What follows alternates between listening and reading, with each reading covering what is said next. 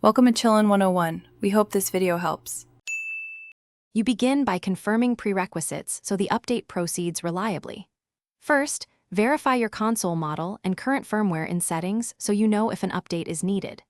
Next, plug into wired Ethernet or place the console near the router for a solid connection because interruptions cause failures. Then free up 10 GB or attach a formatted external drive. This prevents space errors during download. Once those items are done, move straight into the System Update menu to fetch the latest files. You now download and install the update. The how matters as much as the what. From Settings, open System then Updates and choose Console Update so the Xbox queries Microsoft servers and begins transferring the package. While downloading, make sure background downloads are paused and the console stays powered. Unexpected reboots corrupt installs.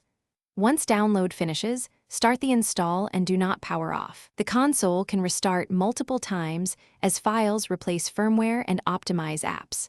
After it's set, you complete the process by validating the update and resolving common failures.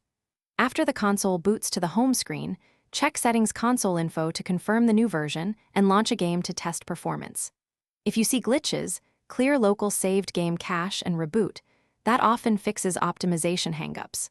If the update fails, power cycle and try again, then use the offline system update via a USB drive constructed on a PC. If 2 offline attempts fail, gather error codes and contact support.